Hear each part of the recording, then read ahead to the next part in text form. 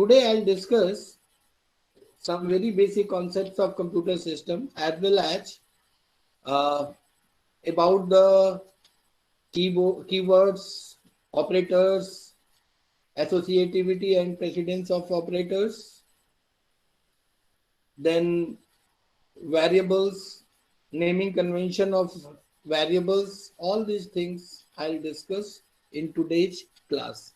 First of all, let me introduce myself is Dr. V.S. Dixit. I am coordinator of the computer science department. I am teaching in the college since 21 years and uh, I'll take this class. I was suffering with some illness. That's why others teachers were sharing my class, and I got report from them that they have covered some basic of computer systems, and they told me that I have to start the class from operator, keywords, precedence, and associativity. So I'm going to start the class. Excuse me, sir. Yeah, Sir, please Sir, start can I from the request you beginning. something? yeah. Sir मतलब मैं ये कहना चाहता हूँ अगर आप beginning से start कर दे तो बहुत बेटर रहेगा क्योंकि कुछ स्टूडेंट्स को भी प्रॉब्लम है बाकी को भी आप वोट कर लीजिए अगर कोई ये Right, चाहता right. है I कि don't have any problem. I will start from the beginning. No problem. Because Yes, I always follow the students' guidelines while teaching because there is no use of teaching if things are not understood by the students. Right? So I will start from the thank you beginning. very much sir, thank you very much. Yeah, yeah, Thank you, sir. yeah. Thank you, sir. First question is there. Why should I start now? Hmm. Ah. Yes, sir. Yes, sir. The first question Yes, is sir. there, why should we study any programming language? Basically, the programming language is used to communicate with the computers. As in the same way, two human beings are communicated with each other. So when any human being is communicated with a computer, so some language is required through which a human being can interact with the computer system, right? As two people communicate with each other either in English language or Hindi language or Tamil language. Okay, so always communication is possible through some communication medium, that is the language, right? And you know that every language is having their own syntaxes, own grammar. In the same way, when a person is a human being is interacting with a computer, always their programming language is needed. There are various programming languages: C++, Java, Python, Pascal, COBOL, right? So, which programming language a user is going to use to communicate with the computer, that depends on the user's requirement, right? Because every programming languages are having their own advantages and disadvantages. So this depends on the requirement that which programming language a user is going to select. Second thing, any problem, because why programming language is needed, the programming language is needed to manipulate the data, because the main thing is data. So how to manipulate the data, for that programming language is needed. Through programming language you can create the graph, you can solve a very big equations, right? You can execute the same statement again and again, right? So you can create the mathematical model, you can and solve them using the programming language. So these are the usage of programming language. So there are two type of languages: natural language, in which a user is communicating, human beings are communicating with each other, and all the spoken languages are the natural languages, are the example of natural languages. For example, Hindi, English, Tamil, Spanish, German. Okay, all these languages are natural languages. Okay, And you know that in natural languages, there is one problem that always two statements are having the same meaning or same pronunciation, right? So always in natural languages, some redundancy, some sort of redundancy is there, right? For example, if you are you take any example, so for same word pronunciation is different. हाँ, कहीं पे ई के लिए हम पढ़ रहे हैं ए, कहीं पे ई के लिए ई पढ़ रहे हैं. So that is the problem with the natural languages, because in the meaning they can have more than one meaning. In natural languages, words can have more than one meaning, sentences can have more than one meaning, but only one speaking language is there, Sanskrit, in which there is no redundancy and no ambiguity of meaning. Okay, and the second category of the language is the formal languages, in which all the programming languages comes into this category of formal languages, and they don't have any ambiguity.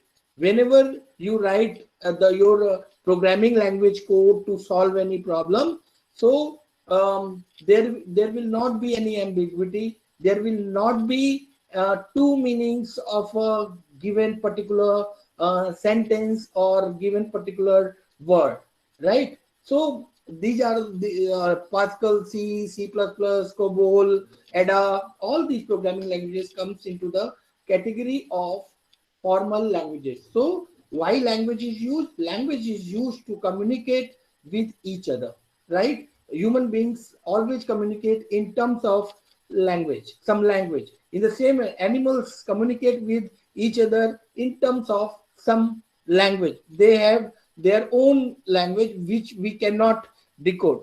In the same manner, when computer interacts, human being interacts with the computer, always they use some language. That language is needed, programming language, and through programs they manipulate the data, right? So it's clear to everybody? Yes, sir. Yes, sir. Yeah. Yes, sir. Yes, sir. Okay. Yes, sir. Then introduction to computer system. Why I have written this computer system? Okay. Computer software क्यों नहीं लिखा हमने, computer hardware क्यों नहीं लिखा? Because what do you mean by system? A system is a set of items that interact.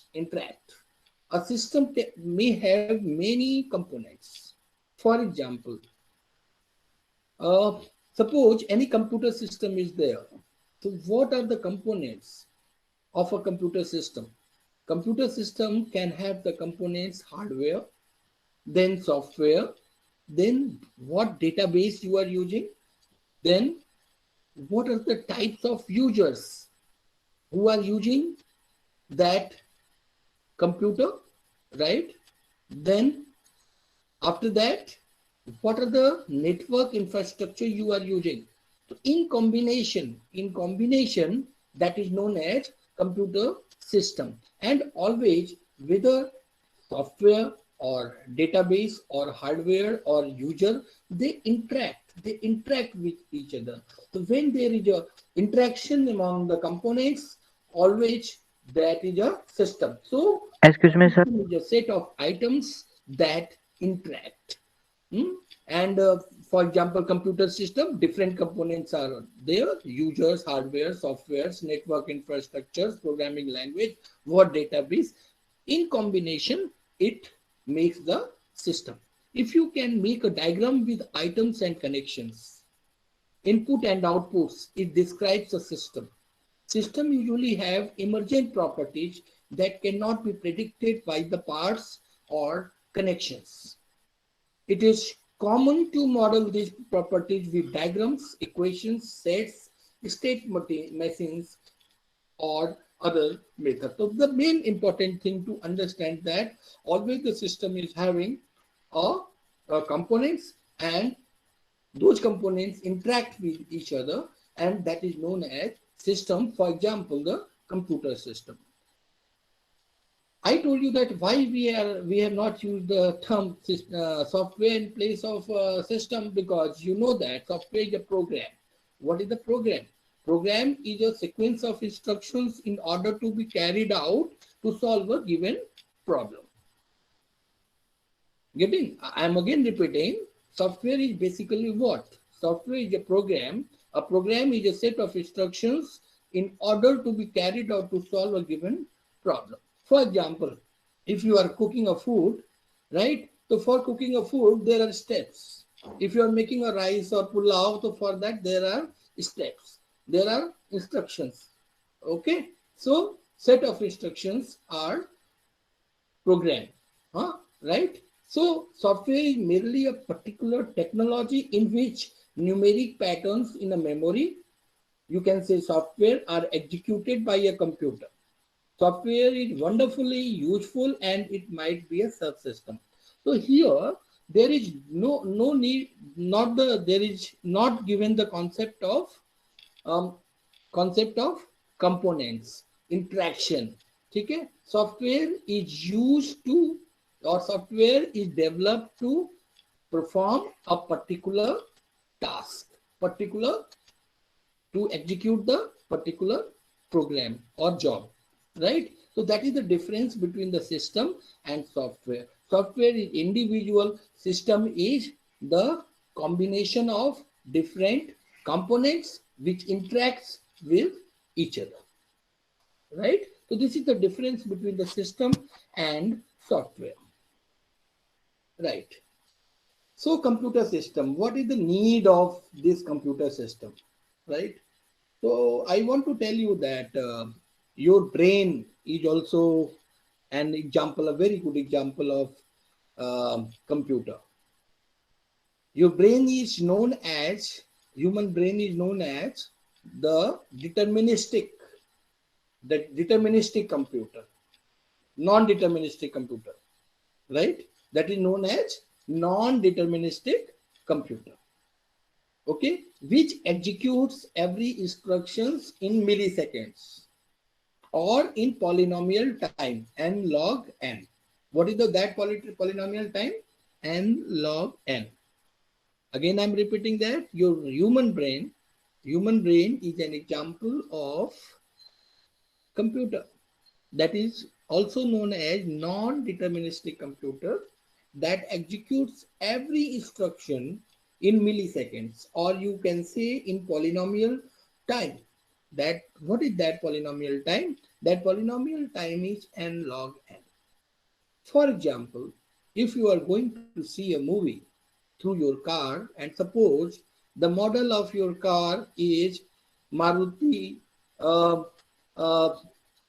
800, and that is of red color, okay, and if before seeing entering into the picture hall, you have parked your car into the parking, and suppose there are thousands of Maruti 800, and among them only 4 or 5 Maruti 800 cars of red color, right? After seeing the movie, when you come out from the picture hall, okay, through your eyes, through your perception, right, you directly go to your car and sit into the car and run your car. So how do you recognize that car? In a milliseconds, through your brain. That is a non-deterministic computer. For example, another example I'm taking, suppose there are thousands of balloons, right? You have marked on one balloon something, you have written something, right? And suppose you have mixed the balloon, and if anyone is giving you task to recognize that balloon, within a milliseconds you will find out that balloon which you have marked in a millisecond. So it means that your brain is executing all the instructions in polynomial time. So where is the problem? Where is the need of computer system? When you are writing the program, you are solving, if you want to solve the same problem using the deterministic computer, digital computer,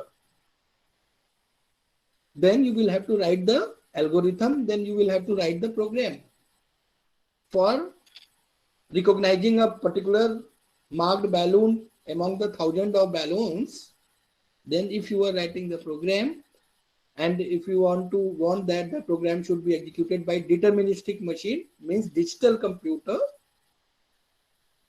and that should be executed, that program should be executed in the same way as the non-deterministic computer your human brain is executing,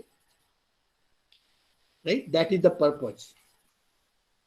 It's not that you are given 10 numbers and I'm saying that please sort out these 10 numbers. Easily you can do. There is no need of computer for performing all these things. But suppose you are having a very large data, billions of data, trillions of data. And if I'm saying that please sort it out, 2000 numbers, 3000 numbers, it will take time.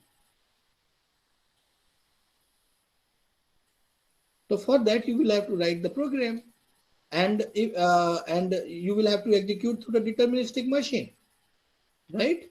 So this is the purpose. This is the purpose of programming, and whatever programming language you can use. I told you earlier that every programming languages are having their own advantages and disadvantages, right? So that depends on your requirement, that which programming language you are going to choose. But at the time of writing the program, there are various techniques of algorithm development, right? So you will have to use those techniques so that the complexity, that execution time of your program should be minimum. Execution time of your program should be minimum, and that your program should be executed in a polynomial time in the same way as the non-deterministic machine, means brain. Your human brain means executing any problem. So your program should be also executed by the deterministic machine in a polynomial time, right? So that is the purpose of computer programming. Now, a computer, a theoretical definition, a computer system is a basic, complete and functional hardware and software setup with everything needed to implement computing performance. I'm again repeating, a computer system is a basic, complete and functional hardware and software setup with everything needed to implement computing performance. And this, I have given the reference of Techopedia. It's defined by them. Now, if you see this diagram, computer components, what are the components? This is the cabinet, okay? In the cabinet, there are different elements, right? There is a monitor here, then keyboard, my mouse. This keyboard and mouse, they are input devices. This monitor, this is the output device, and these are known as peripheral device. Hindi में इसको बोलते हैं सहायक उपकरण, ठीक है? Peripheral मतलब होता है सहायक, right? And this is the cabinet, and within the cabinet there are different hardware components. For example, this is the power supply. When you open the cabinet, within a cabinet there is a power supply through which, when you plug in your computer wire to the switch, so first of all the power will come to this, and there is a sensor. Through that sensor your computer starts, right? And then graphics, this is the motherboard. Here on the motherboard the graphics, sound and network cards are there, right? Sound cards are used for audio, then the graphics card, then network card for internetworking of computers, right? Then this is the USB port. All these things are fixed on a motherboard, okay? And this is the random access memory, which is a primary memory and temporary memory, okay? This is the modem, modulator, demodulator, for converting analog signal to the digital and digital to analog. Then this is the router, okay? If two computers are communicating with each other, then routers are used to transfer the data from one computer to another computer. Then there is a central processing unit within the cabinet. Then The entire this is known as motherboard on which these are fixed. Then here front USB, mother USB ports are there on the cabinet through which you plug in your pen drive or other devices. Okay, this is the CD or DVD hard disk drive. Okay, so these are the various peripherals, and within the cabinets on the motherboard, different components are fixed. Okay, so these are the computer components. Now, first computing device was invented by Charles Babbage. He is also known as father of the computer. First computing device, Charles Babbage, an English mechanical engineer and polymath, originated the concept of programmable computer, considered the father of the computer. He conceptualized and invented the first mechanical computer in the early 19th century. So who is the father of computer? The Charles Babbage is the father of computer. In another way, you can see the components of the computer system. I'm trying to explain this through another diagram, where this is the system fan, this is the power supply, which will reside into the fixed into this cabinet. Then motherboard, where the RAM, USB, all these things are fixed over there. This is the CPU, central processing unit, right? Now, in the non-deterministic computer, your brain is the CPU. Here, this is the CPU. Intel is the name of the company. This is the random access memory. Okay, these they are within this motherboard. These are the slots. These are the slots. Okay, and on these slots, these RAMs are fixed. Okay, 8 MB, 16 MB, then after that 24 MB, then 32 MB, right? So one slot is there. So in one slot, one RAM will be fixed. Okay, this is the optical drive, this is the hard drive, this is the heat sink, then this is the floppy, right? So these are the various components of a hardware computer system. Now, you must know the history of computer, because history is very important. Without history, you cannot proceed. How the computers are developed, okay, from the years. So for that, generation of computers is there. So we can divide the generation of computers into different categories. That is the first generation, second generation, third generation, fourth generation computers, fifth generation computers, right? So there are different attributes in terms of attributes, and I'm trying to differentiate between different generations, right? The first generation was supposed between 1940 to 1956. The second generation was, the period of second generation was 1956 to 1963. The period of third generation was from 1964 to 1971. Fourth generation was 1971 to present. Okay. And the fifth generation was present and beyond. Right? In the first generation computers, we were using vacuum tube technology as a circuit, vacuum tube. In second generation, we were using the transistor. In the third generation, we were using the ICs. Then fourth generation, we were using the very large scale integrated circuit, that is also known as microprocessor. Then fifth generation, ultra large scale integration technology, which is also known as ULSI. What is the disadvantage of vacuum tube? The first generation computers were very large in size. Suppose in very big room of 15 by 15, okay, one big first generation computer was installed, right? It takes too much space. One room is required, one big room was required to install the first generation computers. And the technology we were using, the vacuum tube. So all of you are having the science background. You know that the always the dissipation of heat in vacuum tube is too high. Okay, so for that some cooling facility should also be there. For big refrigerator was required. Okay, the cost was very high. So this was the drawback of first generation computer. In the second generation computer, we were using the transistor. The size was comparatively smaller than vacuum tube, right? Okay, and the speed was higher than the first generation computers. Okay, again the dissipation of heat was much. So for that again cooling was required. Then third generation computers, in which integrated circuit technology is used as far as circuitry design is concerned, and on one which is known as motherboard, various integrated circuits are ported.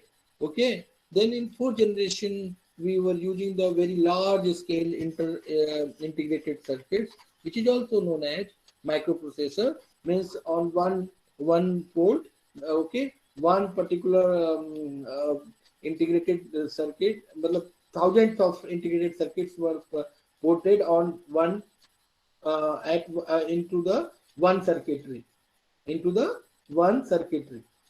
then ultra large scale integration technology was used in the fifth generation. So from first to second, what is the enhancement? The enhancement in terms of speed of the computer and decrease the size of the computer. In the first generation, the size of the computer was very large. The second generation, comparatively smaller size.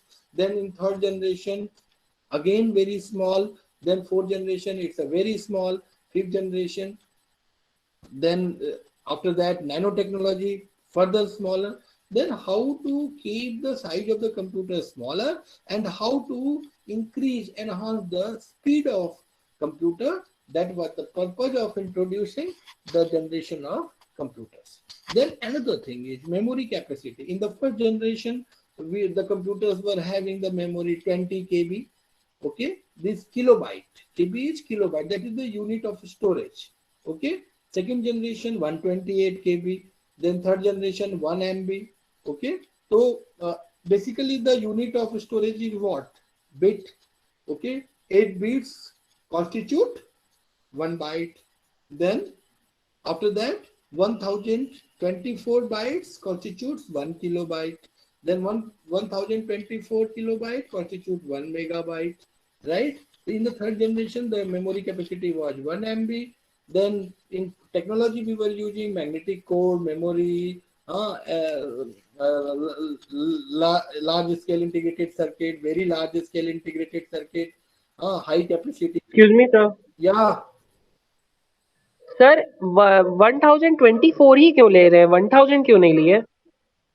मतलब bytes 1024 bytes लेके एक सुनो we are getting in 2 की power, तो 2 की power 10. Okay, hello. Yes sir. Yes sir. 1 megabyte is equal to 2 की power 10 kilobyte. Okay, so always to keep into the 2 की power 10, okay, 2 की power, then we are getting the 1024, right? Yes sir. Sir why मतलब क्यों, लेकिन 2 के power के मतलब 2 के पावर n अगर कुछ भी है मटेरियल इसमें ही क्यों ले रहे हैं? Right now, as far as I am understanding, that is just to make it represent in terms of 2 की power. That's why 1024, right? And your question is very good. So in detail, I will tell you, right? Let me think on it. Okay. Okay, sir. Right. Then processing speed. Okay. The first generation computer, the processing speed was 300 instructions per second. Second generation was 300 instructions per second. It was increasing up to the fifth generation. Then programming languages. In the first generation, we were using the machine language. Then in second generation, we were using the assembly language, in which the programming language was used, and some high-level languages also, Fortran, COBOL, ALGOL. Then third generation, we were using the C, C++. Then fourth generation, we were using the Java and all this. Then fifth generation, all the higher level language plus neural networks. Computers examples, always in the examination, many questions will raise out of this table. Okay. In the examination, they ask the question, name any two computers of first generation, UNIVAC, ADVAC. In the same manner, IBM 300, 3600, UNIVAC 1108 of the second generation, right? Third generation computers, fourth generation Pentium series, Celeron and Pentium series. Okay, they support the multimedia also, animation and the graphics all. Then fifth generation computers, they support the artificial intelligence and robotics, right? So these are on the basis of different attributes. Circuitry, what should be the circuitry design of different generation? What was the memory capacity, processing speed? In terms of these attributes, I have tried to compare different generations, right? Fifth generation computers, in fifth generation computers, we were using basically the supercomputers. We are using the supercomputers, right? And they deal with the supercomputer deal with a very large scale of data. For example, weather forecasting or rocket launching. Because for the weather forecasting, millions of attributes are required. Parameters are required. How to analyze those parameters? If you develop any mathematical model, so for that, definitely the fifth generation supercomputer is required, right? Other example of the supercomputer rocket launching. If you suppose they are also known as real-time systems. Fifth generation systems are known as real-time systems. Always there are time constraints on this. For example, rocket launching, reverse counting is there, 10 to 0. When 0 is there, then rocket launches. So always some time constraint is there on these systems. Okay, so that is also known as real-time system. Supercomputer, the first supercomputer India imported from US in 1984, and the name of that supercomputer was Cray. CRAY. That was the first supercomputer imported by India. Okay, in 1984. There were a lot of opposition from the opposition party, but at that time Rajiv Gandhi was the prime minister and he took this decision. Then supercomputers developed by India, you can name Param, then Pratyush, then Anurag. These are the name of the supercomputers which are developed by India. Okay, and this Param is having 69th rank in the world. Out of 100 top supercomputers, the Param is having 69th rank. Okay. In the same manner, it is between 70 to 80, the Pratyush. Okay. So these are the various three supercomputers I named. That is Param, Pratyush and Anurag. They are the name of the supercomputers developed by India. And the first supercomputers imported by India from US, the name of that supercomputer was Cray. Right? So it's clear to everybody? Yes, sir. Yes, sir. So Yes, sir. As there are generation of computers, in the same manner, there are generation of programming languages also. Right? In the first generation, we were using the machine language. You know that every computer understands, digital computer understands in terms of 0 or 1. Right? Whenever you will write your program in 0 or 1, then the execution speed of your program will be very high because that is very close to your hardware. Right? But if the size of your program is very large, then it is very difficult to understand. It is very difficult to understand. That was the drawback of the machine language, right? Then another category is assembly language, second generation computers, in which we were using the mnemonic codes, M-N-E, mnemonic, M-O-N-I-C, mnemonic codes. We were writing our programs in terms of mnemonic codes. What were the mnemonic codes? Add. Suppose if you want to add two variables or two data, then you were using add. For minus sub sub, for the multiplication mul, multiply, right? For loading your program into the memory, load. For terminating your program, end. For starting your program, start. So these are basically for binary instructions. We have they have created mnemonics, and always assembly language programs are written in terms of mnemonics, right? Mnemonic codes. So assembly language was used. Okay. Then after that, higher level language. Higher level language, in higher level, that is the English-like language, because assembly language is still not as difficult to understand as machine language, but still that is very difficult, because suppose your program is very large, and then you will have to remember many mnemonic codes into your mind, right? So how to reduce that complexity? Your program, the size of your program was very complex, right? So how to reduce that? For that, there was a thought among the different developers and scientists that the language of the programming should be same as the language of the human being. That's why higher level languages were introduced. For example, Fortran, COBOL, ALGOL, C, C++, Java. These are basically the high level language. They are also known as the procedural languages. They are also known as the procedural languages, right? And the fifth generation, for the fifth generation, we implement using the high level language, but the concept used is artificial intelligence.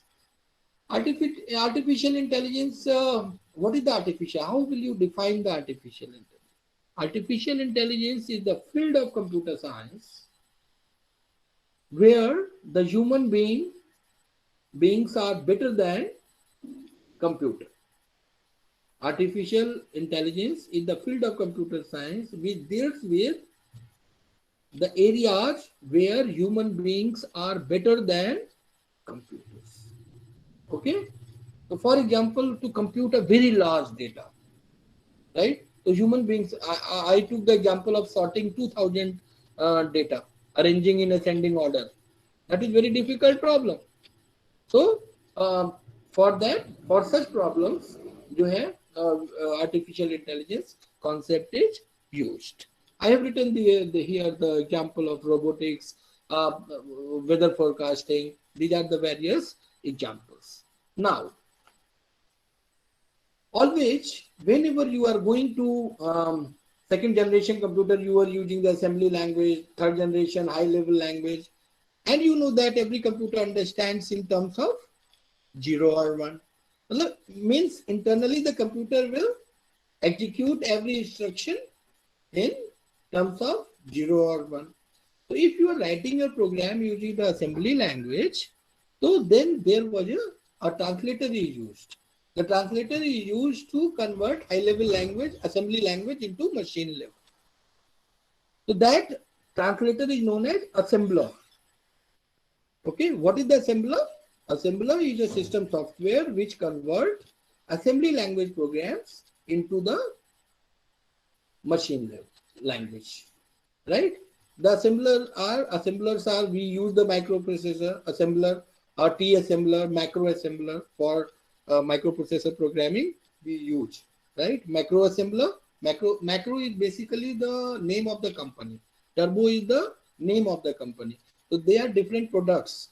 Assembler of Turbo company, Turbo assembler, and assembler of Macro company, Macromedia, Macro assembler, right? So these are the which are these assemblers are used to write the assembly language programs.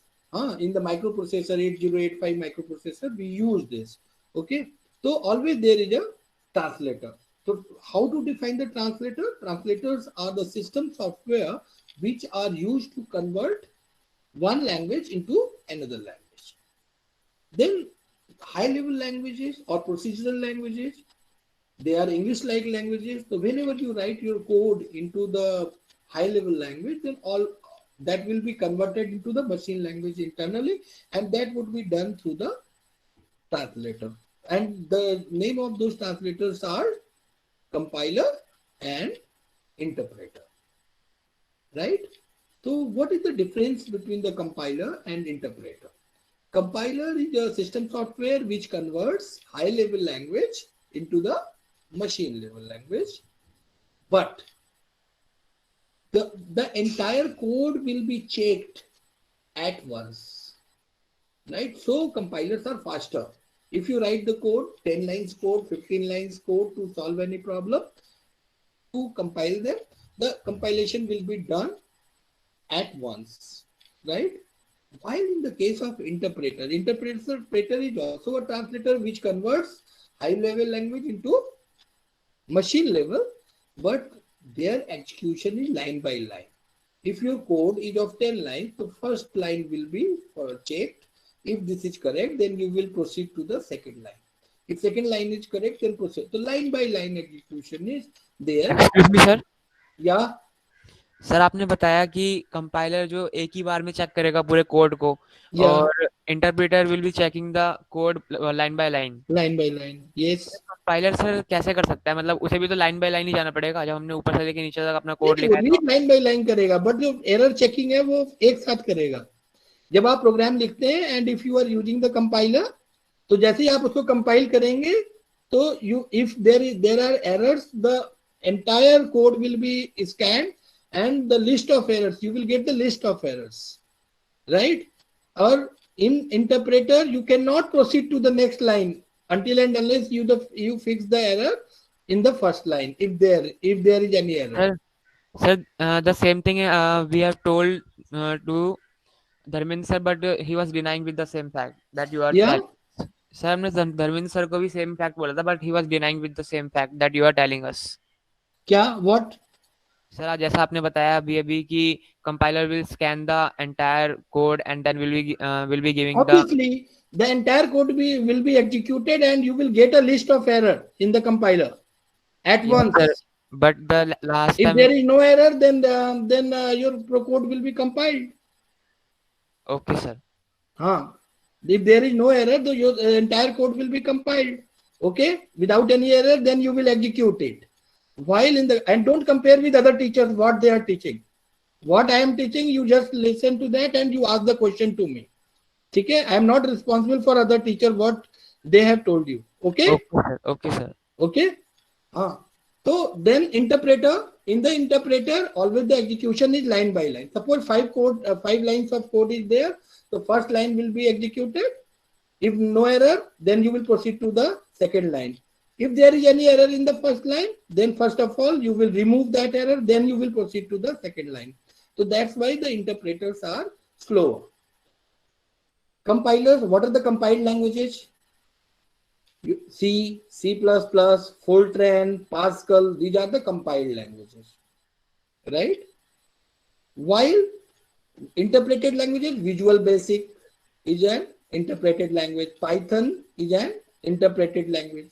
There are some languages, programming languages, which are interpreted as well as compiled both. For example, C#. C# is a programming language which is the product of Microsoft, right? You note down also, because many information I will give you, and then after that Java, which is the product of Sun Microsystem, right? That is also compiled as well as interpreted. So suppose Java programming language is there. So in Java, whatever the code you write, first it compiled. After the compilation, it converts into the bytecode, and after that bytecode will be executed line by line by the interpreter. So in one half, compilation is done. Once the compilation is done successfully, then interpreter will interpret every instruction line by line and execute your program. That's why Java and C# both programming languages are interpreted as well as compiled. So if anybody asks that name the programming language which is compiled as well as interpreted, you can name C# and Java. Okay. Interpreted languages, Visual Basic. You can name the Python. You can name other programming languages. In high-level languages, you can name the Fortran, Pascal, COBOL, Algol. In the assembly languages, you can name macro assembler, then turbo assembler, right? Then this is the logical diagram of computer system. Always a 2 marks question is asked. You draw a logical diagram of computer system. So in the logical diagram, you know that if you compare it with the human body, right? So CPU is your brain, input unit, your eyes are input through which you perceive the thing, visualize the things, okay? Ear through which you hear the audio, right? So ear, your eyes, they are the input devices through which you get the input in the human body, right? Then after that, output unit, what you tell or you answer, that is the output through your mouth. That is in the same way you can think here. So in the computer system, there will be some input device through which you will provide input to your computer, right? In the computer, it's a brain, basically CPU, which consists of arithmetical and logical unit, control unit, and memory unit. What is the arithmetical and logical unit? Basically, this unit is used to compare less than, whether to, greater than, equal to, not equal to, for comparing and performing arithmetic, addition, multiplication. This unit is used. Control unit is used to synchronize the peripheral devices, all the components of the computer system. Control unit is used to synchronize all the components of computer system, right? Then memory unit is there. You know that primary memory and secondary memory. Primary memory is RAM and read-only memory, and random access memory. Random access memory is the ROM, read-only memory is the permanent memory, okay? And you cannot write anything, only you can read the data, while random access memory is not the permanent data, it's a temporary data, okay? And the output unit is monitor, printer, okay? So this is the logical diagram, block diagram of computer system, right? Then there is a concept, stored programs. Always it's this question is asked, what is the concept of stored program? Okay, so always in your program, what will be there? There will be some data, and your program will be, program is basically instruction. Instruction will operate on data, right? Without data, there is no use of programming language, right? So always, what is the use? मैंने बोला कि programming language are used for the data manipulation. तो आपके पास क्या होगा? Data होगा, उस data पे programming language को आप apply करके you will generate the reports. For example, banking system में आप जाते हैं in the bank, and bank में there are various clerks. They are using the software, banking software. If you are going for withdrawal of your money, or for opening an account, or for depositing some money, so always clerk operate through the software, banking software. So your data is there in the computer, and whatever the banking software that operates on your data, So always program and instruction and data, right? So in earlier block diagram part of the computer system, memory instruction was storing at some one place and data was storing at some other place, right? So context switching was very high. The programming, the speed of from control unit to memory unit, first उसने data लिया, फिर then कहीं और से उसने instruction उठाया, instruction को data पे operate किया, तो time consuming job था. So von Neumann gave the concept of stored programs, and he told that stored program, your instruction and data both will be stored at one place in the memory. That is the concept of stored program. In the concept of stored program, instruction and data both will be stored at one place in the memory, and that is the concept of stored program. Before invention of the concept of stored program, instructions were storing at one place and data was storing at other place. So whenever from the control unit the data was accessed, then instruction was accessed from other place, then instructions were applied on the, and then output was produced. So it was a very time consuming. So with the invention of this stored program concept, the execution speed became faster in the computer. So in the stored program concept, both the instructions and the data that the instructions operate on are stored in the computer memory itself. Before the introduction of this idea, instructions and data were considered two totally different entities and were thus stored separately. Thus, instructions like data can be read from the memory and written to the memory by the processor. The processor then addresses the memory, reads the corresponding instruction, which is, I'm telling that context switching, executes them, and according to the executed instructions, processes data as well. Fourth point is computers that store both instructions and data on the same memory are said to be based on the von Neumann architecture. All the modern computers, desktop computers, are based on the stored programs concept. Okay. So what are the stored program concepts were given by von Neumann, John von Neumann, and what is that concept? That concept is that instruction and data both stored at the one place in the memory. Now, what are the different applications of computers? So, you know, the biggest application these days during the COVID time, online classes. Then in education, you can say in a generalized form, government offices, in banking, then in sports, you at the Star Sports SD10, you see the matches. Okay, so all those matches are the broadcasting of those matches are done through the softwares. Then medical fields, okay, healthcare system, business, in technology. So there are different usage of computers in different fields. Okay, so these are the various in hospitals.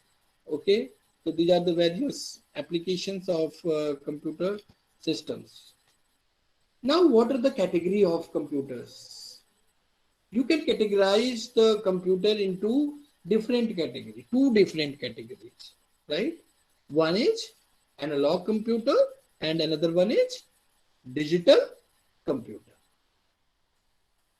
क्या बोला मैंने? You can categorize the computer into two categories. One is the analog computer and digital computer. So what is the example of analog computer and digital computer?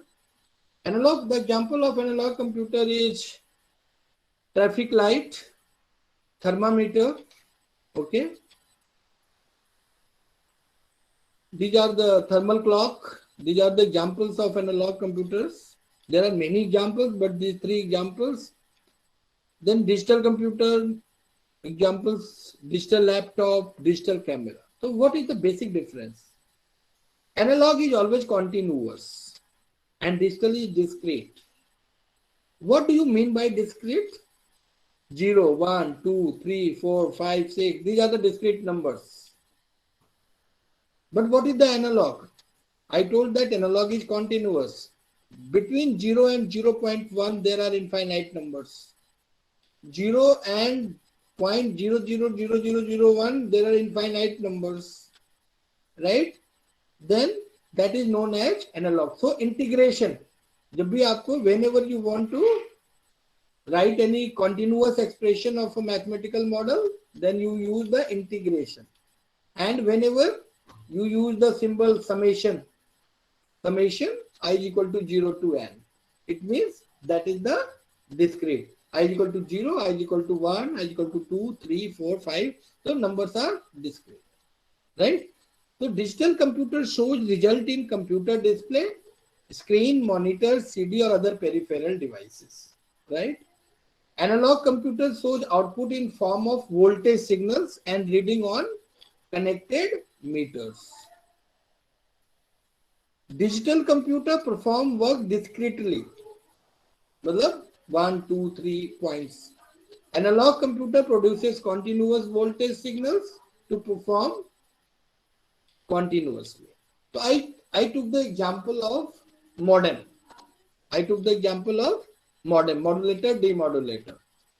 So whenever you use the internet, always a modem is connected to your computer, and from the modem through wire it goes through your hub. Hub means where your network is there, network connection is there.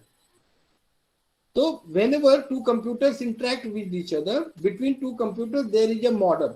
So computers digital information that whenever it travels through the wire, that will convert it into analog.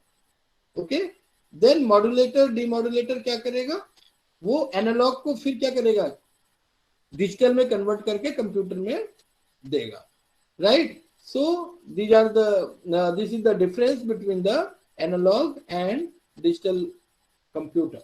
Digital computers are always discrete and analog computers are continuous, right? And the examples are of analog computers are thermometer, washing machine, traffic light, thermal clock.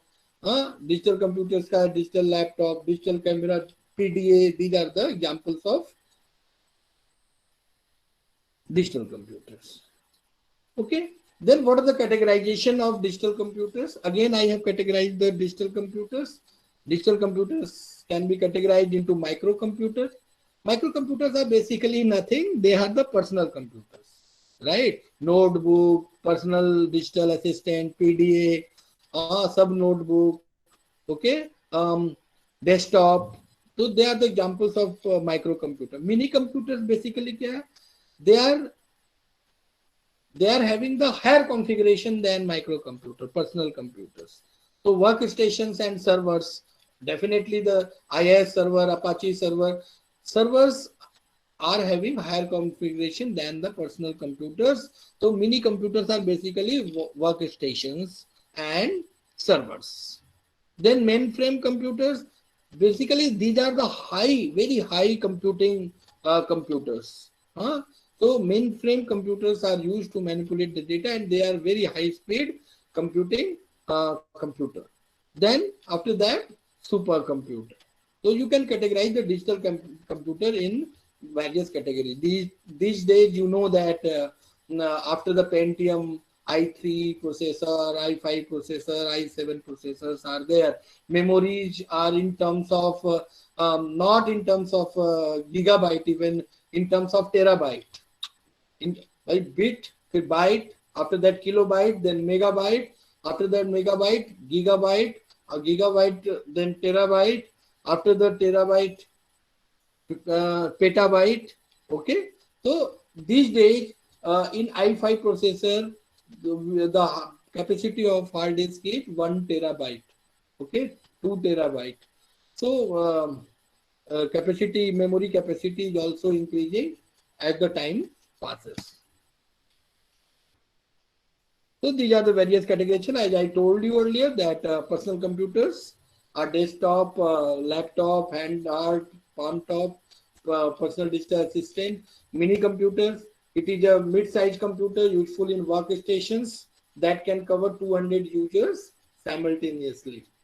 Workstation basically what? If you are in the networking environment, So there will be one server and other computers are workstation. Okay. After that, supercomputer and mainframe computer.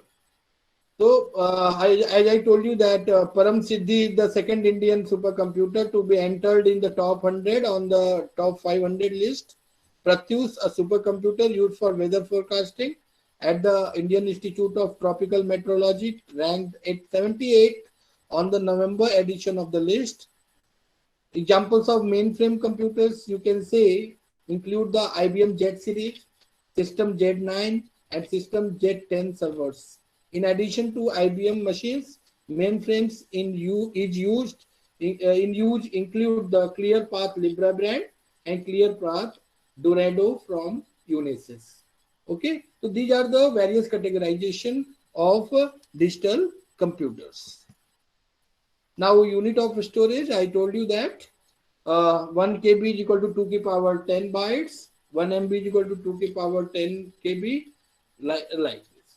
So 10 buses are there. 2 to the power 10, so it means 10 buses will be used to transfer your data. Then after that, bit, what is the bit? A binary digit is logical 0 or 1. As I told you that every computer understands in terms of 0 or 1, representing a passive or an active state of the component in an electric circuit. Nibble kya hai? What is nibble?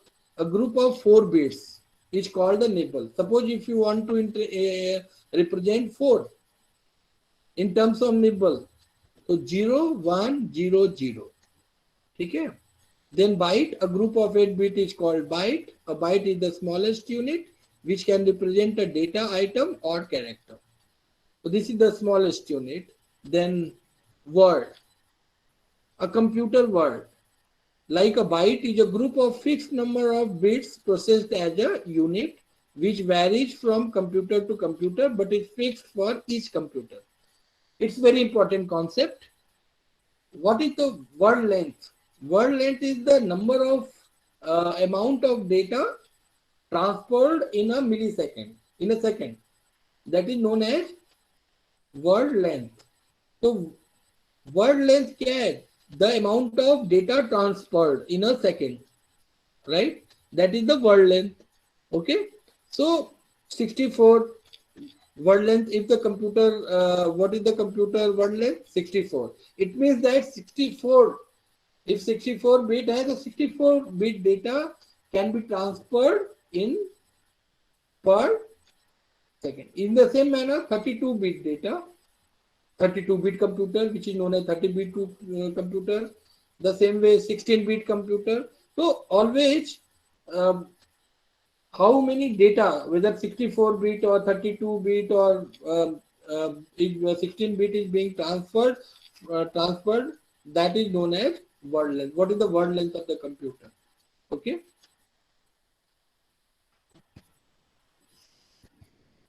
Now, I will talk about the Python programming language.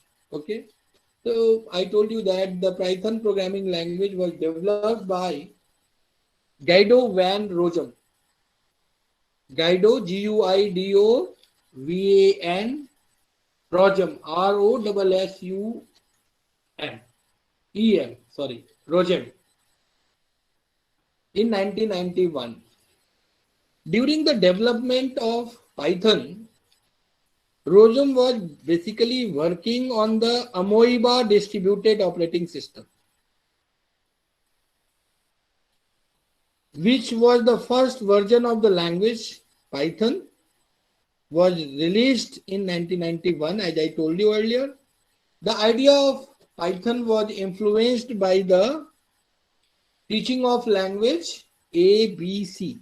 So earlier name of the programming language in the development process of the Python was language ABC.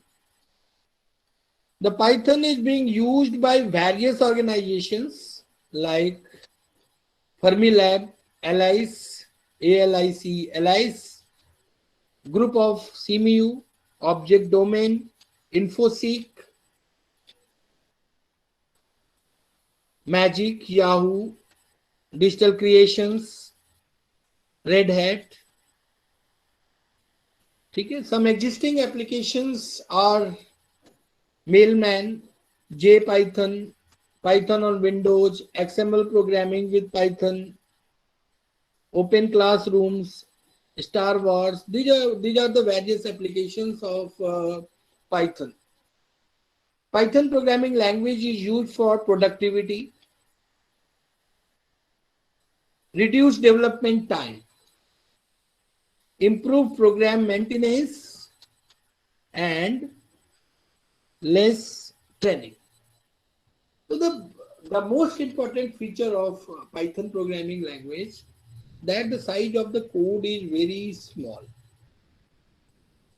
For example, suppose you have to create a bar chart, and if you are writing a code in C++ to create the bar chart, at least 10,000 lines are required. 10,000 lines of code are required in C++ to generate a bar chart.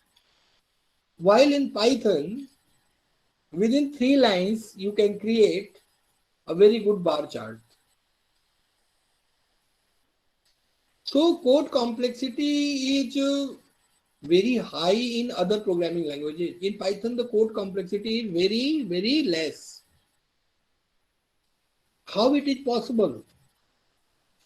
It's possible because Python is an object-oriented programming language. So everything in Python is stored in terms of objects. For example, bar chart. Suppose if you want to create bar chart, so for that bar chart function is there, and that function is stored in some package, and you can directly use that bar chart function. You pass some arguments into that function, and a very beautiful bar chart will be created within 3 lines. In other programming languages, lines of codes are required. Number of lines of codes. So code complexity is less. Python is an object-oriented programming language. Python is an interpreted programming language. Always execution is line by line. What are the editors you can use to write your programs, Python programs? You can use the Notepad. You can use the Jupyter interface. Easily you can, from the internet, you can download the Jupyter, okay? Or on the Google you search Jupyter and you open the Jupyter, and on the Jupyter you can write your Python code and execute it. Python is an open source software. Python is an open source software which are freely available on the internet. Which are freely available on the internet. You can download it and you can use it. It's a different than customized software. What is the customized software? Customized softwares are those software for which you have to make payment, that is developed by some company, from Microsoft or some other company, right? If you want to use that, you will have to purchase, you will have to give money while you are purchasing. In the open source softwares, you can directly use. You can download it. That is free of cost. You can do some modifications also in Python, in open source softwares. Python is a open source programming language. Open source operating systems are there. Linux is there. Linux is an Ubuntu is an operating system. Linux is an operating system which is open source. Apache server is there, which is open source, right? So this is an era of open source softwares, and you can do modifications also. There is a for Python. If suppose you have developed any module, and if you want to add that module into the Python software, So there is a PSF, Python Software Foundation is there. If you want to add that, then you will have to take the permission from the Python software. You will submit your module to the Python Software Foundation. They will verify and check your module, and if that is useful, then that can be added, right? So you can do modifications also with the prior permission of the open source regulatory authority. Okay. Then another property is there of Python programming language. And what is that property? That property is that is a case sensitive language. What do you mean by case sensitive language? Suppose you are declaring two variables, a variable x, small x, and capital X. Both are not same. In Python, both will be treated differently. Both will be treated differently, and small x is a one variable, capital X is another variable. So Python programming language is case sensitive also. Okay.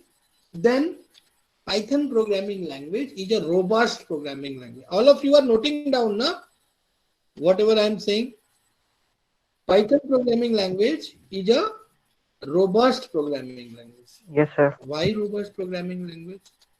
Python is a robust programming language because it supports the exceptions. It supports the concept of exception handling. Okay. Now, what is exception? So first of all, I'll discuss the concept of bug. What is bug? Programming errors are known as bugs. Programming errors are known as bug. What is debugging? To remove the programming errors, the process of removing the programming errors are known as debugging. The process of removing the programming errors are known as debugging. Then, after the debugging concept, then three types of errors are there. One is syntactic error. I told you that every programming language, as a spoken languages are having their own grammar and syntaxes. Whenever you write, you speak, always, if you are speaking in Hindi, then you must know the Hindi grammar. If you are speaking in English, you must know the English grammar. If you are speaking in Sanskrit, you must know the Sanskrit. In the same manner, when a human being is interacting with the computer, then he will use some programming language, and that programming language must have some grammar. Then while you are writing a program, you will have to follow the grammar of that particular programming language. So if at the time of writing the program, if there is any syntactic error, grammatical error you are making, that is known as syntactic error, or compile time error, that is known as syntactic error. Matlab means errors related with the syntaxes of a particular programming language or grammar of the particular programming language. After that,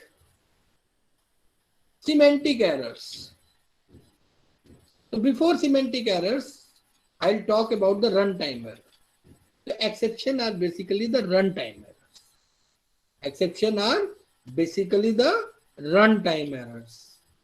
Matlab if you are writing a program and there is no syntactic error in your program, it means your program will compile, but there is a runtime error. Runtime error means any number is there, and if you are dividing that number with the 0, that is the undefined number. At the compilation time, no, there will not be any syntactic error. Program will be compiled, but at the runtime, it will give 0 divide error. The program will not be executed. Okay, executed, but it will give the runtime. Then semantic error. Semantic error is if there is no syntactic error, no runtime error, there is some logical error. means you want to multiply, but you have written the expression a plus b. So you are adding and you want to multiply. There is some problem in the logic, though that is known as symmetric error. So I told you that exception. What are the exceptions? Exceptions are the runtime errors. So what is the exception handling?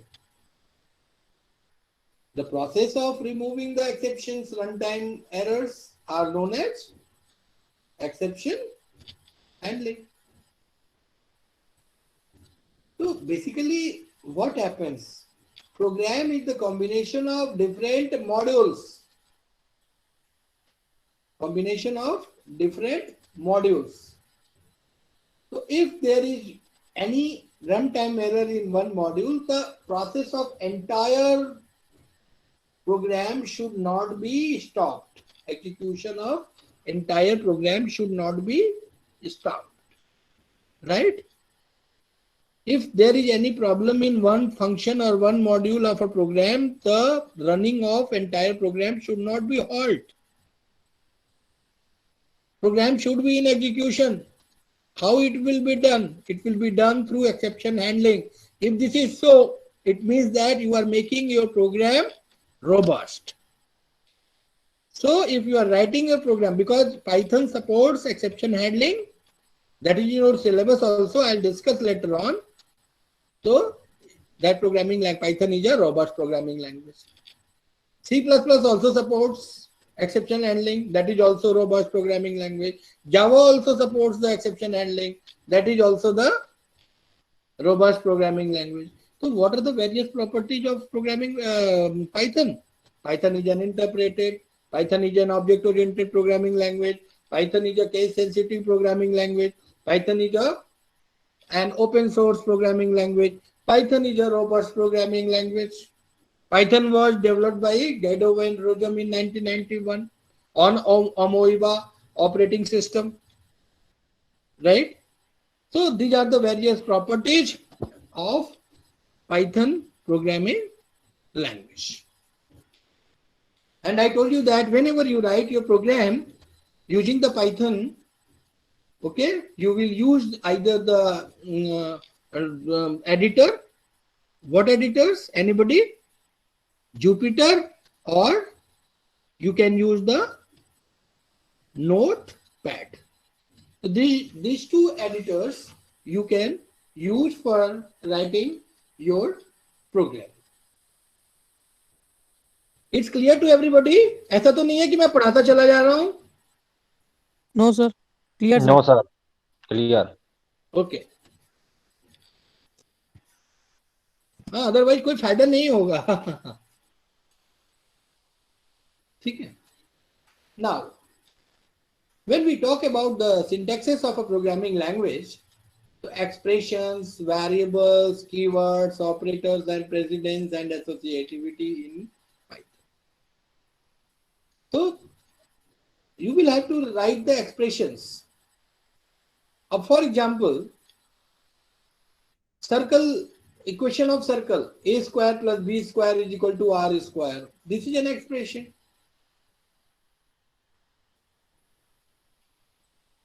This is an expression. So if you want to write the program for calculating the r square is equal to a square plus b square, so then you will have to write the expression in your program using the particular syntax of a particular programming language.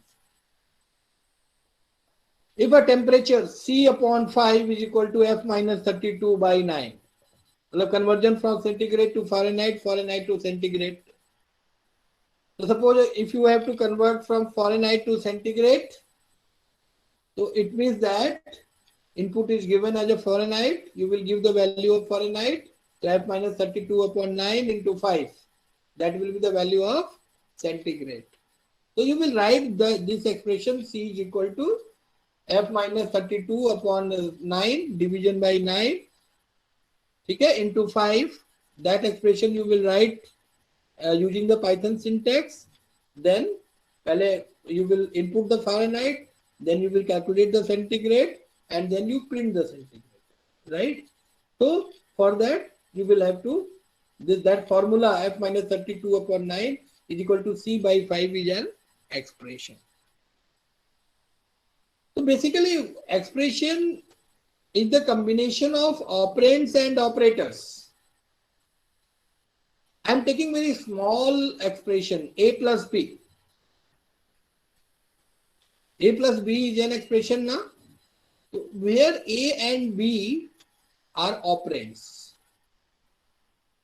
O-P-E-R-A-N-D-S. A and B are operands. And plus is an operator.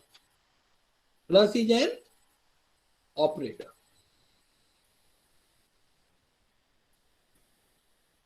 So what in any expression, whatever the operators are always known as function. Because operators A plus B, it's adding two values. The plus is doing addition. The plus is an operator. So operator is always a function. If I talk in a mathematical way. And A and B both are operands. They are variables basically. So in any expression, suppose you are having a larger expression. And if you want to write the program, so first of all, find out what are the operands. Operands means variables. Then find out the operators. And for those operators, you write some function. Okay. So expression is the combination of operands and operators. Operands are basically variables and operators are, that could be arithmetic operators, that could be comparison operators, that could be logical operators, that could be bitwise operators, that could be relational operators, that could be assignment operator. Right? So this lecture I will divide into two parts. One part is, I am explaining the expression, but I will divide this lecture into two parts. One is I will talk about the variables and then I will talk about the operators. And what is the precedence of operators? In mathematics also in 12th class you might have used to solve the expressions, BODMAS rule, right? And then associativity. What is the associativity? What is the order of evaluation of expression, from left to right or right to left? So first of all, I'm going to divide my lecture into two parts. One is variable and another one is operator. Then I'll discuss precedence of operators and associativity in Python. Then if I talk about the variable, what is the variable? Variable is a named unit of storage. Note down this definition. Variable is a named unit of storage. Through variable, we store the values into the memory or registers. Memory, what is? Memory consists of registers. So whatever the value you will store into the variable, that will be stored into the register through the variable. That's why I'm saying that variable is a named unit of storage through which you store values into the memory. Right? Then when I talk that you store value into the variable to store the values into the memory, so values could be of different types. Sir voice cut गई आपकी. Hello. Now it's clear. Hello. Yes sir. Yes sir. Sir variable की definition नहीं लिख पाया sir. Sir clear है. Variable is a named unit of storage. Yes sir. Through which we store values into the memory. Yes sir. Okay. So yes, sir. when we talk about the variable values, So in real life, either you or me or anybody, when we transact, always we transact in terms of data. Always we transact in terms of data.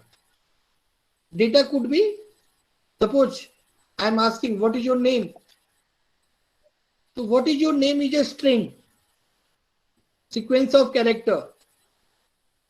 So we interact with each other in terms of strings, character, set of characters, passing argument as argument. What is the price of apple? 50 rupees kg. In terms of numbers, we transact. What is your roll number? Roll number is in numeric form. So in terms of numbers, what is the price of guava? 85 rupees 50 paise. That is the floating point number, decimal number. Tumaj, whether you will go to Surajkunda or not today? Yes, I will go. So I'm answering either in terms of yes or no, Boolean values.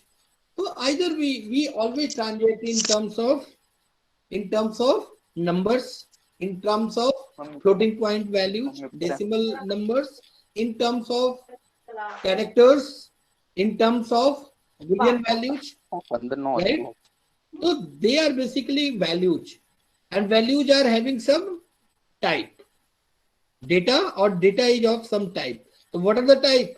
Characters type, string type, number type. Number may be integer type, floating decimal type. These are the. Am I audible now? Yes, sir. Yes, sir. So the different type. So variables are also having the different data type. They might have a string, they might have character, they might have integer, they might have float, they can be Boolean, they can be complex also. In Python, another data type that is known as complex data type. Okay, complex. A plus IB. Yeah, so complex data type is also there. See, so basically, what is the difference in C, C++, Java variable and Python variable? This is also very important to understand.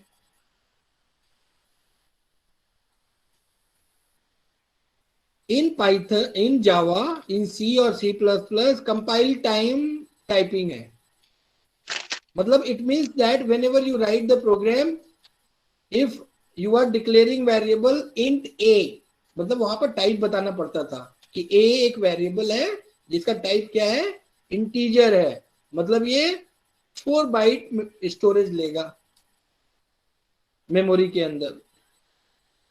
अगर character है 1 bite storage लेगा तो आप लिखते थे कैर ए. अगर floating point है आप लिखते थे float B, other programming languages में. But in Python you write a is equal to 5. So whatever 5 is what? Integer. What will be the type of a? Integer. Whatever the value you will assign to the variable, that will be the data type. और ये होता है run time पे, जबकि जावा सी C plus plus में कब होता है? कंपाइल टाइम पे होता है. लेकिन पाइथन के अंदर हमेशा रन टाइम पे होता है. जो भी वैल्यू आप वेरिएबल को असाइन करेंगे वही उसका डेटा टाइप हो जाएगा. ठीक है, तो इसलिए हम पाइथन के अंदर बोलते हैं, in Python we say that there is a dynamic typing. There is a dynamic typing. whatever the value we assign to the variable, that will be the data type. If I am writing a is equal to 5, or if I am writing a type is a function, type in bracket a, it will give int. In Python, a is equal to 5. If I am typing type a, bracket में a, it will give int. It means that जो भी value हम run time पे दे रहे हैं variable को, वही उसका डेटा टाइप है. अगर कॉम्प्लेक्स वैल्यू दे रहे हैं तो वेरिएबल का डेटा टाइप होगा कॉम्प्लेक्स. अगर डेसिमल दे रहे हैं तो उसका डेटा टाइप होगा फ्लोट. अगर इंटीजर वैल्यू दे रहे हैं तो उसका डेटा टाइप क्या होगा? इंटीजर. अगर कैरेक्टर दे रहे हैं उसका डेटा टाइप क्या होगा? कैरेक्टर होगा. It's clear? Hello? Yes, sir. yes sir. Dynamic data typing. So Python supports dynamic data typing. Okay, so I told you that what is the expression, what is the variable, and what are the meaning of data types in variable, and what is the dynamic data type. Now, whenever you give name to your variable, there are some naming conventions, means rules. Naming rules. जब किसी को नाम दे रहे हैं किसी variable को, तो उसका हमारा एक रूल है, and we have to follow that those rules. तो पहली कंडीशन क्या है कि जब भी हम वेरिएबल को नाम देते हैं तो the name of the variable would be arbitrarily large. मतलब कितना भी लंबा दे सकते हो नाम, ठीक है. The length of the variable will be arbitrarily, मतलब वॉट एवर द, कितनी भी लेंथ हो सकती है वेरिएबल की, कितना भी बड़ा नाम हो सकता है, आर्बिट्रेरली लॉन्ग.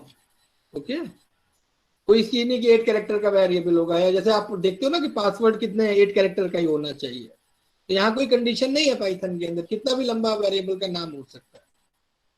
ठीक, पहली चीज नोट कर लीजिएगा. Second thing is that whenever we are naming variable, always the first character of the variable should be alphabet, not numeric. Clear? The first character of the variable while we are naming, that should be alphabet, matlab A, B, C in terms of characters, not in terms of numeric. That should not start with the numeric value. Always variable name should be start with a character. This is the second point about the variable. Third point is we can use the special character also. So we can only use the special character underscore. We can only use the special character, that is the underscore. At the rate, F1, no special character will be used, only underscore. So where you will use the underscore? When variable name is of 2 words. Okay, so between 2 words you can use the underscore. So if any name of the variable consists of many words, those words will be connected through the underscore. So underscore can be may have. That your variable name can start with the underscore also. Okay, so first character should be alphabet. Second thing is that you can use the underscore as a special character. Your variable should not start with the numeric value. Fourth one is the length of the variable would be arbitrarily long. Okay, could be arbitrarily long. Then there is another concept, that is keywords. What is the keyword? Keywords are basically predefined words. Keywords are basically predefined terminologies which are already defined within the interpreter.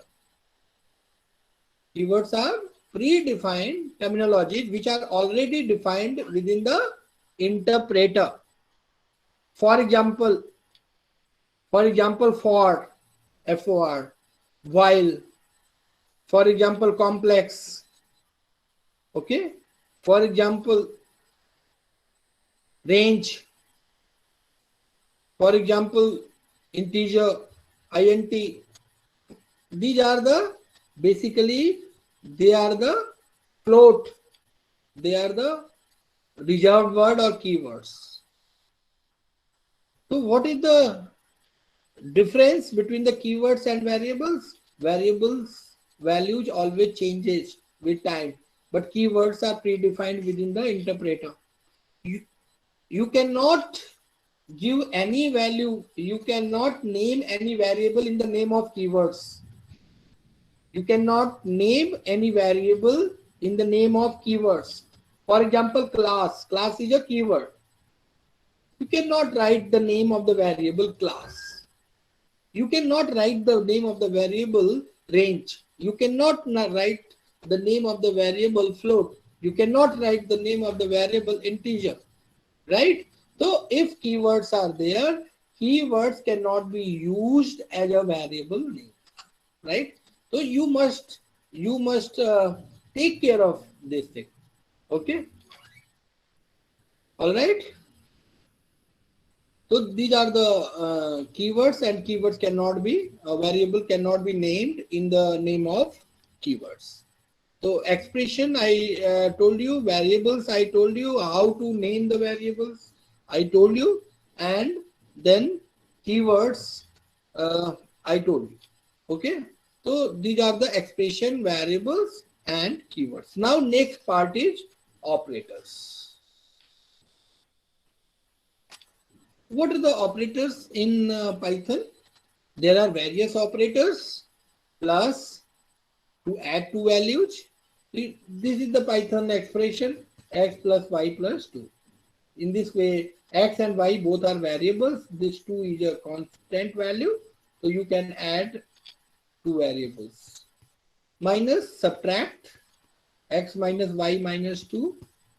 In the same manner, you can multiply. Multiplication is shown by the star, asterisk, x star y, two variables x and y.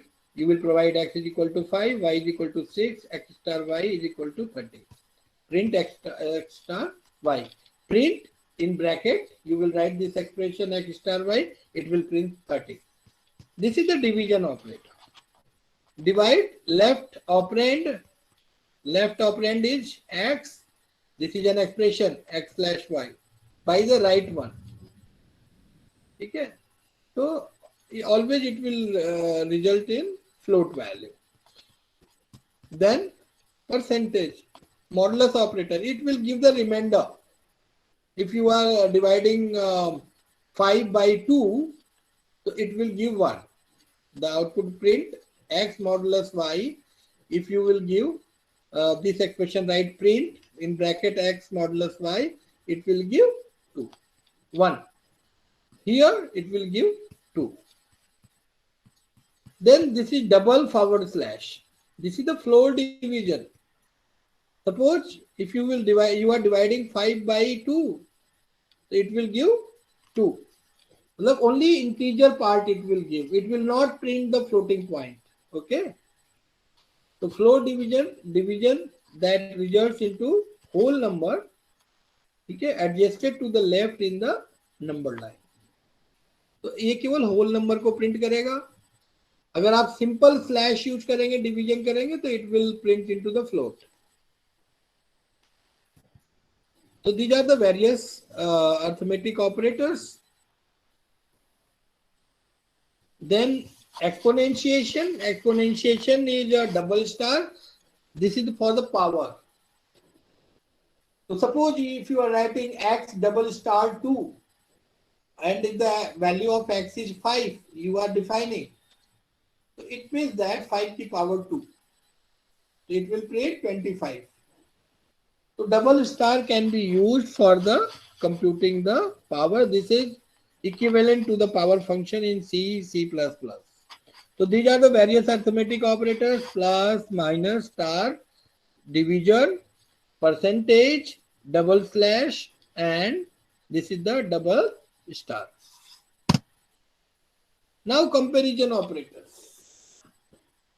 What is the use of comparison operators? If you are comparing two numbers, two variables, so that could be either greater than or less than or equal to or not equal to. greater than equal to, not greater than equal to, less than equal to, not less than equal to. So these are the various comparison operators. And basically these, what is the use of these comparison operators? These comparison operators are basically used in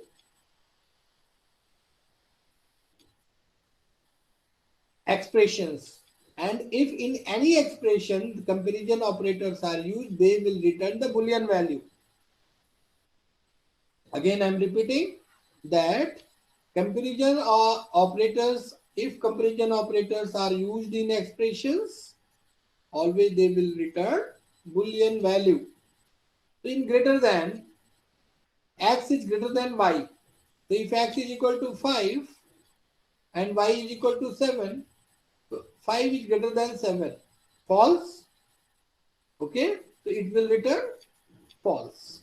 So if you are writing x is equal to 5, y is equal to 7, and if you are writing print x is greater than y, it will return false. Okay. But in the less, it will return true. If x is equal to 5, y is equal to 5, it will return x equal to y, matlab true. If x is equal to 5, y is equal to 7, it will return false. So these are the various comparison operators. And if in any expression comparison operators are used, it will return the false value. False or true value, Boolean values. Then logical operators. Logical operators are basically and, or, and not.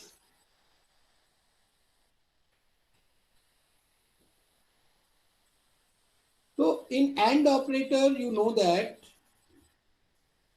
if two variables x and y are there, so if the value will be true only if both the value are true. If one is not true, any value is not true, then the value of entire expression will be false. So suppose x, y, if the value of x is 0 and value of y is 0, the value will be 0. If value of 0, x is 1, y is 0, then value will be 0. If value of x is 0, y is 1, then value will be 0. If the value of x is 1 and y is 1, then value will be 1. If both are high, value of both are high means 1, then the value and x and y, the value of x and y will be 1 or true or high. There is another operator, logical operator, that is known as OR operator. In OR operator, if either of the operands are true, if either of the operands is true, मतलब दो variable में अगर एक की भी value true है तो वो ट्रू होगा. तो अगर हम truth table, if we draw the truth table of OR and logical operator, so if x, the value of x is 0, y is 0, then value will be, x is true or y is true, then value will be true. If the value of x is false, y is false, then value will be false. If the value of x is true, y is false, then value will be, x or y will be true. If the value of x is false or y is true, then value of x or y will be true. In the case of not x, so whatever the value of x, it will be complemented. Means if 0, then 1. True, then false. If false, then true. So these are the three logical operators, and, or, and not. Now the question arises, what is the use of this logical operator? Because in the computer science or anything, if anything is given, there is a logic behind that. So what are the uses of logical operators? Through logical operators, we simplify our conditional statement. We can simplify our conditional statements, which I will discuss how while I will discuss the topic of control statements, then we can use it. Okay. So these are the various logical operators. So I think it's enough for today.